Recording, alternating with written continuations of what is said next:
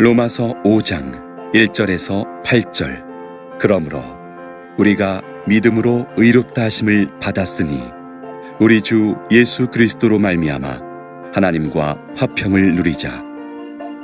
또한 그로 말미암아 우리가 믿음으로 서 있는 이 은혜에 들어감을 얻었으며 하나님의 영광을 바라고 즐거워하느니라.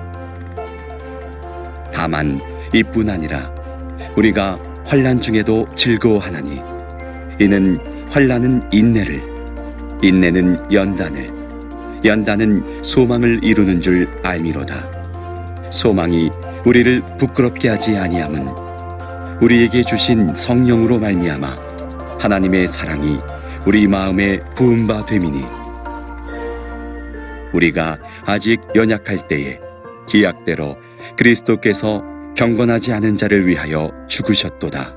의인을 위하여 죽는 자가 쉽지 않고 선인을 위하여 용감히 죽는 자가 혹 있거니와 우리가 아직 죄인 되었을 때에 그리스도께서 우리를 위하여 죽으심으로 하나님께서 우리에 대한 자기의 사랑을 확증하셨느니라.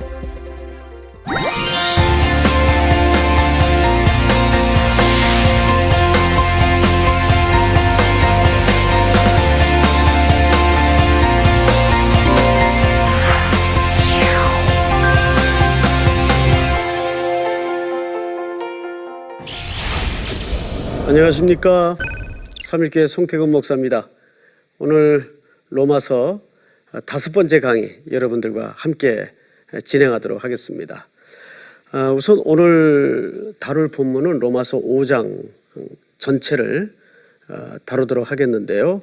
짧게는 오늘 1절서부터 5절까지 본문을 일단 잡긴 했는데 전체를 아마 다루게 될 겁니다. 앞서 1장서부터 4장까지 배운 내용에 대해서 간단하게 개요 이해를 좀 하고 지나갔으면 좋겠어요. 1장서부터 4장까지는 우리가 어떻게 그리스도인이 되는가의 문제였어요. 우리는 안에 의도 없고 의에 이를 만한 능력도 안 되고 철저히 죄인이라는 사실이 드러났죠. 율법 외에 한 의가 나타났으니 이는 그리스도를 통해서 우리가 그리스도인이 되었죠. 한마디로 신분에 대한 내용이었어요. 그래서 우리가 하나님의 자녀가 되었구나. 신분에 대한 내용이 있다면 5장서부터 8장까지는 우리가 이제 어떻게 다워지는가. 그러면 이제 오늘부터 나눌 5장서부터 실질적으로 8장까지는 어떻게 하나님의 아들로 딸로 다워지는가. 그러니까 조금 더 설명하자면 이 신분은 법적인 문제예요. 하나님이 우리를 아들 예수 그리스도의 보배로운 피로 양자 삼으셨죠. 그러니까 법적인 모든 문제까지 다 완성이 됐어요. 근데 이제 문제는 내가 갑자기 어느 날 시궁창에서 뒹굴다가 하나님의 자녀가 되었다고 해서 속까지 완전히 달라지는 문제는 아니거든요. 그래서 오늘부터 공부하고자 하는 내용은 그럼 어떻게 하나님의 아들이 되어가는가, 이 문제예요. 그러니까 이런 굵은 개요를 알고 공부 내용에 들어가면 좋을 것 같습니다. 로마서 1장을 한번 볼까요? 그러므로 우리가 믿음으로 의롭다 하심을 받았으니, 자, 여기 그러므로 우리가 믿음으로 의롭다 하심을 어떻게 해요? 받았다 그러죠. 그러니까 하나님의 자녀가 되는 문제는 우리가 노력하고 싸운다고 될 문제가 아니라는 거예요. 이거는 완전히 하나님이 어느 날 내 인생 속에 개입에 들어오셔서 내 인생 한복판에 허락하신 그냥 선물이에요. 그런데 누구로 말미암아 그 일이 가능해졌죠? 우리 주 예수 그리스도로 말미암아. 우리 주 예수 그리스도로 말미암아. 자, 근데 이제 오늘 공부의 진짜 주제는 바로 이 하나님과 화평을 누리자라는 어마어마한 주제예요. 혹 강의를 듣다가 그러면 이런 생각을 하실 수 있어요. 나 이미 예수 믿고 하나님과 원수 관계도 아니고 화평하게 잘 지내고 있는데 뭘 또 화평을 누리자고 강조를 하는 걸까? 그런 생각이 들 수 있어요. 그런데 오늘 하나님과 화평을 누리자 이 말은 또 다른 말로 어떻게 우리가 하나님의 자녀가 되어가는가. 자, 화평이라는 단어가 등장을 하고 누리자라는 단어가 등장을 하죠. 이건 굉장히 우리 그리스도인들에게는 중요한 개념이니까 지금부터 설명을 좀 잘 들어보시기 바랍니다. 이 당시에 세상의 중심은 로마였죠. 그리고 앞서 시간에 공부한 내용처럼 로마의 중심은 어디입니까? 보좌죠. 그 보좌로부터 심판, 통치, 영광이 돌아가죠. 세상의 모든 중심은 로마 황제의 보좌예요. 그래서 이 시대를 팍스 로마라 그래서 온 세상이 유일하게 평화가 가능했던 시대예요. 그게 로마의 평화예요. 로마의 평화. 자, 근데 여러분, 이 평화가 진정한 평화일까요? 로마의 평화의 가장 중요한 핵심 가치는 힘이 주는 평화예요. 힘이 주는 평화. 다시 말해서 로마의 평화는 힘으로 유지되는 평화예요. 그래서 일부러 사도 바울은 이 평화의 개념이 담긴 화평이라는 개념을 다시 인용합니다. 아니다. 로마가 힘으로 유지하는 그런 평화가 진짜 평화가 아니고 그리스도와 하나님과 화평을 누리는 이 평화가 진정한 평화다. 이 이야기를 사실상 사도 바울은 하고 싶었던 거죠. 자, 그런데 여기 또 하나 이유가 있어요. 요한복음 14장 27절을 보시면 예수님이 십자가를 지시기 직전에 하신 말씀이죠. 제자들에게. 근데 사실 제자들은 이 말 뜻을 못 알아들었어요. 평안을 너에게 끼치노니 나의 평안을 너에게 주노라. 내가 너에게 주는 것은 세상이 주는 것 같지 아니하니라. 이것이 어떤 평화와 대비를 시키는 의도를 깔고 있는가 하면 그 당시 힘으로 유지되었던 로마의 평화, 세상의 평화를 비교해서 예수님이 하신 말씀이에요. 그래서 내가 너에게 주는 것은 이 로마 같은 힘으로 유지되는 세상이 주는 평화가 아니다. 내가 주는 평화는 너희 마음에 근심도 하지 말고 두려워하지도 말라. 그런데 불행한 것은 제자들이 이 말뜻을 못 알아들었어요. 그리고는 결국 예수님이 십자가에 그렇게 무기력하게 잡혀 죽으시는 길을 쫓아가다가 다 흩어지고 도망가 버리고 말죠. 그들이 꿈꾸었던 나라, 그들이 꿈꾸었던 평화는 사뭇 주님이 꿈꾸었던 평화와 나라와는 전혀 다른 개념의 기대를 가지고 있었던 거죠. 이걸 요즘 말로 뭐라 그러죠? 동상이몽이라고 하는 거죠. 겉으로는 따르는 것 같고 함께하는 것 같지만 예수님의 생각과 제자들의 의도와 기대는 전혀 달랐다는 거죠.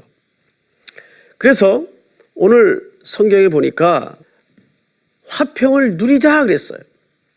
우리 1절을 한번 다시 볼까요? 1절을 보시면 이러므로 우리가 믿음으로 의롭다 하심을 받았으니 우리 주 예수 그리스도로 말미암아 하나님과 뭘 누리자요? 화평을 누리자 이렇게 돼 있어요. 자, 여러분, 결국 인간의 모든 문제는 어디서부터 발생되냐 하면 하나님과 뭐가 깨진 거예요? 예, 이 화평이 깨진 거예요. 이게 깨어짐. 어디서요? 에덴 동산에서. 그래서 창세기 3장 23절에 보면 여호와 하나님이 에덴 동산에서 그를 내보내어 그의 근원이 된 땅을 갈게 하시니라. 이같이 하나님이 그 사람을 쫓아내시고 에덴 동산 동쪽에 그룹들과 두루 도는 불칼을 두어 생명나무의 길을 지키게 하시니라. 자, 여러분 여기 보시면 이같이 하나님이 그 사람들을 어떻게 했어요? 에덴 동산에서 쫓아냈어요. 이러므로서 하나님과 인류는 단절이 이루어진 겁니다. 이 단절이 성경 전체에서 가장 중요한 핵심 관계를 설명하는데 죄라고 설명합니다. 그러니까 죄의 정의는 뭐냐면 뭐 도둑질하고 이상한 짓하고 행위적으로 하는 그런 것을 죄라고 말하지 않아요. 진짜 죄는 하나님과의 단절. 저 저수지에서 파이프라인으로 전국의 집들에게 물이 배달이 됩니다. 자, 그런데 원 저수지의 파이프라인이 문제가 생기고 끊어졌어요.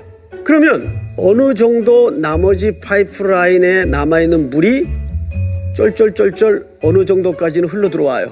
그런데 다 소모가 되면 나머지는 어떻게 됩니까? 그때부터 물이 안 나와요. 집에. 여러분 당장 집에 물이 일주일만 안 나와 보세요. 뭐 한 첫날 정도는 그냥 인스턴트 먹고 남은 음식 가지고 요리도 해먹고 끓여 먹을 수 있어요. 근데 이틀이 지나고 3일이 지나고 4일이 지나 보세요. 일단 화장실에 심각한 문제가 생겨요. 이 엄청난 아파트 단지마다 화장실을 쓸 수가 없어요. 그럼 사람이 배설을 안 하고 어떻게 삽니까? 어차피 해야 될 거 아니에요.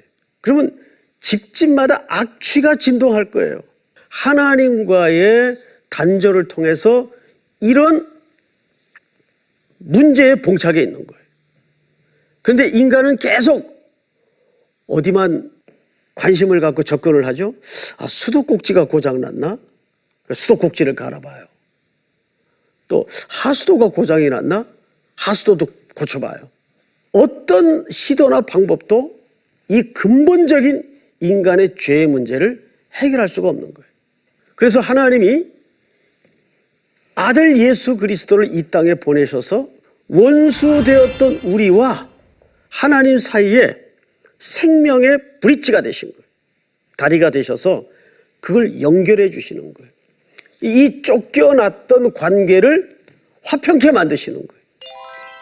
그 역할을 할 수 있는 분은 온 인류와 역사를 통해서 그리스도 한 분 외에는 그걸 할 수 있는 자격을 가진 자가 없어요. 왜? 우리 앞에 1장서부터 4장까지 배운 가장 주된 초점이 뭐죠? 모든 사람이 죄를 범하였음에 하나님의 영광에 이르지 못했다 그랬어요. 그래서 그 아들 예수 그리스도로 우리가 이제 하나님과 화평을 누리게 됐는데, 여기 이제 중요한 한 가지 발전해야 될 개념이 있습니다. 우리가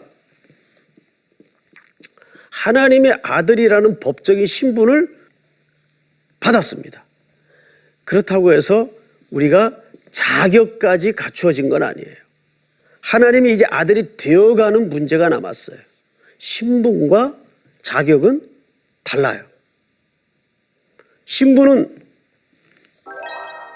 예수 그리스도를 믿게 해주심으로써 우리에게 어느 날 선물처럼 온 사건이었다면, 자격이 되는 싸움은 주님 앞에 서는 날까지 계속 이어져야 되는 싸움이에요. 자, 그럼 어떻게 해야 될까요? 아무리 생각해도 내 안에는 이 길을 걷고 함께 갈 자신도 없고 실력이 안 된다는 걸 알 텐데, 그래서 누구를 보내셨어요? 성령님을 보내신 거예요. 성령님이 내 안에서 내주하십니다. 자, 근데 여기 또 하나 문제가 뭐냐면, 여러분, 성령님이 역사하시는 것과 성령님이 내주하시는 것은 달라요. 누구나 우리가 그리스도를 주로 영접하면 성령님이 내 안에 계시다는 증거예요. 왜냐하면 고린도 전서 12장 3절에서 바울이 고린도 교회 성도들에게 편지를 쓸 때 이런 말씀을 하시죠. 누구든지 성령으로 말미암지 않고는 그리스도를 주라 시인할 자가 없다. 그 고백으로 기록으로 봐서 틀림없이 이 방송을 시청하는 우리 성도님들이나 우리 모두가 성령이 내주하는 것은 분명한 사실이에요. 자, 그런데 내주와 역사는 다르단 말이에요. 그 역사는 뭐예요? 내 안에 성령님이 일하시도록 우리가 순종하기로 결심할 때 그 역사가 가능해지는 겁니다.